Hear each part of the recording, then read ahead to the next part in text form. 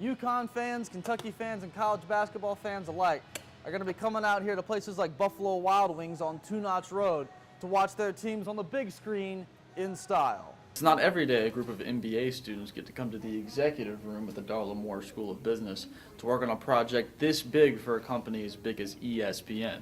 Let's take a look inside.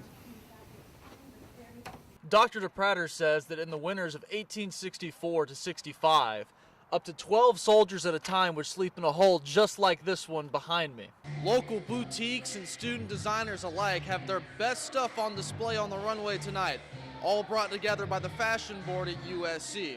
But it's not the runway everybody's here for. There's a greater cause in the event. Common Core standards have been highly debated throughout the state and the country.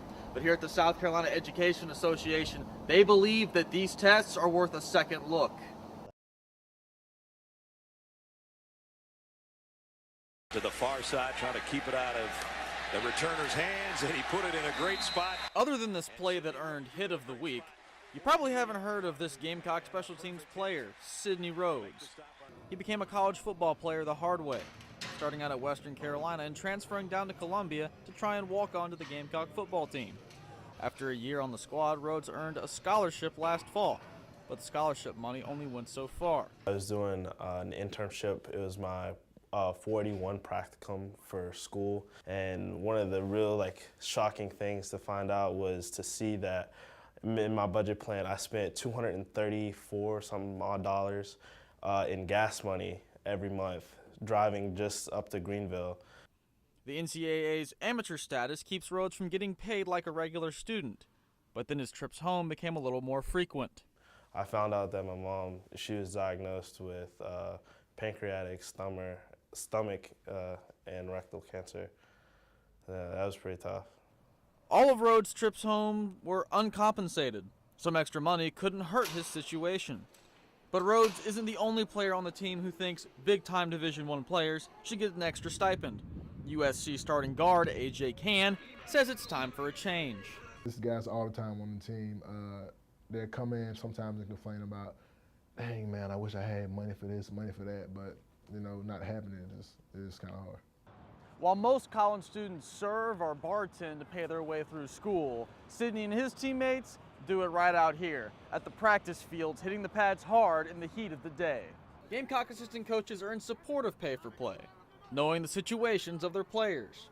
Then, it'd be good to get them some type of money. Because again, they can't work like regular students can work, because their work right now is their athletics. Because as a player, you're always going to take on the mindset of your coach.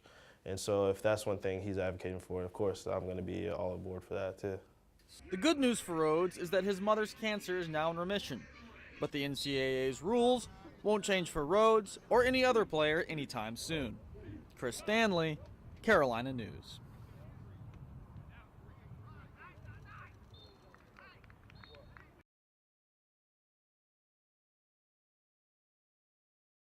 For Hampton Anderson and Josh Rittenhauer, two sophomores at USC, this isn't your ordinary fishing trip. Every time these friends drop their boat in the water, it is about trying to better their game and preparing for competitions every weekend. So I love fishing for fun, but there's something about a tournament just gets when you catch a fish in a tournament, just gets your adrenaline going. I guess that's just my thing. Collegiate angling has exploded across the country. Dozens of tournaments are held all over the nation, awarding cash prizes that can get as big as $5,000. But while the prize money is nice, it is the cost of going to these tournaments that really take a toll on the anglers at USC. So I'd say any given weekend, if you're going to fish a tournament, you're going to pay your entry fees, which is anywhere from $100 to $200, and also another probably $150, $200 in gas. Student organizations apply for funding here at Campus Life, which the anglers have tried but for the most part have been unsuccessful. Head of student organizations Allison Toney says in order to get the money, the Student Senate looks for one thing. Is they have to answer how this benefits the student body as a whole. Since each student pays into the activity fee as part of their tuition, that's one of the largest stipulations, is that they have to explain how this is benefiting the student body and that it would be open to the student body as a whole. While Josh, Hampton, and the other anglers had no luck here at Student Life getting funding, they've had to head elsewhere in Columbia to get the money they need. Lou's Tackle is one of the oldest names in the fishing business and have products in thousands of stores nationwide, like Sportsman's Warehouse here in Columbia. They serve as one of the Gamecock fishing team's chief sponsors. President Gary Remensnyder says he couldn't be happier to help these young men out. The USC team is an up-and-coming team, a team that competes at the SEC level, and knowing Josh Renenbaum and some of the other guys there, it was a natural fit for us to get together and to try to help them out. With help from companies like Lou's, the future for the anglers at USC is only looking up, but that still doesn't satisfy its members. Grow this team, get more competitive members as well as just regular members, get more members at the meetings. But really that number one would be to either win one of these regional qualifier tournaments and get us a boat in the national championship, and that's really how you get the exposure. But at the end of the day, between not getting money from USC and finding sponsors for funding, for Anderson and Rittenhauer, it's all about just catching fish with your buddies. Chris Stanley, Carolina News.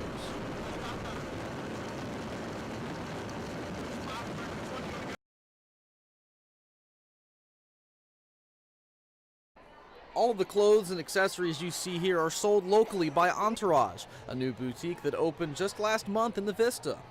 They were just one of the boutiques on display here at the USC Fashion Board finale, and they couldn't have been more excited to be here. My gosh, so this is my dream. I love fashion and I love doing this, and I am so happy to support Entourage. Being here not only gives Entourage a chance to display their product, but a chance to help out students who run Fashion Board and one day want to work in the industry. Words cannot explain how excited we are to have them here. I mean, the support that they've given us, the things that they do for us, I mean, just being here in itself is just, I mean, you don't even know how to feel. You just feel so blessed almost, because it's like they want to help you, better your future, and that's what they do, and that's what they're always here for. Terry is just a small part of the board that helps put on the finale, which included this fashion show of the designers and vendors involved. Local boutiques and student designers alike have their best stuff on display on the runway tonight, all brought together by the Fashion Board at USC. But it's not the runway everybody's here for. There's a greater cause in the event. All right, our silent auction is put on by our Fashion Board members, and it is for all the funds go towards scholarships, and everything that doesn't cover that goes into next year's program. The silent auction was all merchandise provided by the local vendors, like this Lily Pulitzer bag from Entourage. The scholarships were awarded to 5 Fashion Board members at the end of the night, with Morgan being one of them. You don't expect things like that, because I just expect for things that I do it because I want to help, so to be rewarded in return is really nice. I'm really grateful for it. Morgan now has $500 more in her pocket, all thanks to the auction that was helped put on by local businesses like Entourage. It's exactly what we want to do. We want to be a part of USC Fashion Board, so this was a great opportunity, and we were happy to be here. That kind of enthusiasm is what keeps the relationships between these vendors and the students burning strong, and is why the finale turned out to be a success. Chris Stanley, Carolina News.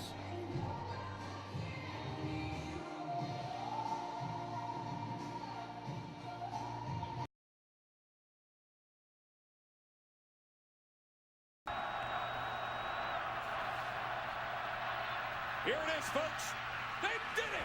Bruce Ellington, they're an extra point away. Connor Shaw's career at USC can be boiled down to one word. Connor Shaw with a little magic. Winning.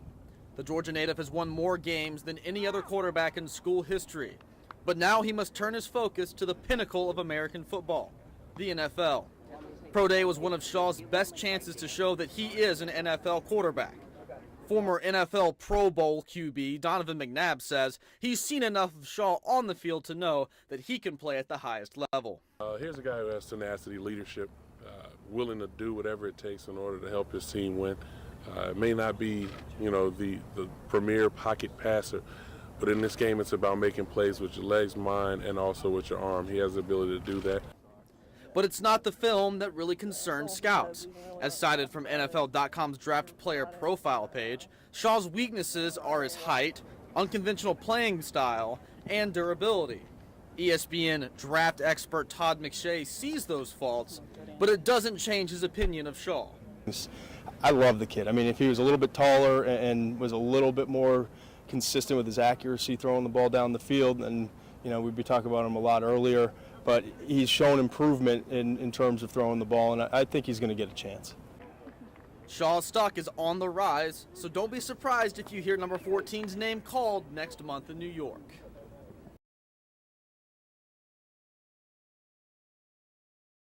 And everybody got a rubric, correct? Dreher High School head soccer coach Clark McCarthy thought he had just stopped at the Dunkin' Donuts on Forest Drive on his way to morning practice. Little did he know what he was about to stumble upon. When she opened the door and pulled Leighton out, I could tell something was severely wrong.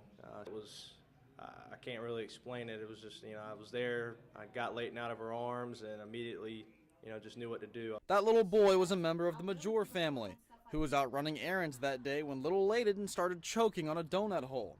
His mother Anna is still in shock at how calm McCarthy was in the face of such a stressful situation. When Clark was walking away, I remember thinking, like, the real hero is, like, not even here right now. And as he was walking away, I'm like, wait, what is your name? And he was like, oh, it's Clark. And he's like, did I give you your phone back? And I'm like thinking, I don't care if you keep my phone, But for McCarthy, the hero title isn't necessary. He just felt like he was doing what he needed to do. More of a feeling of, it was just kind of, job's done, make sure Leighton's okay. And like I said, it was like something out of a movie. Whether or not he wants to be called a hero, McCarthy can take home the fact that he kept the Major family's life intact and better in the long run. Chris Stanley, Carolina News.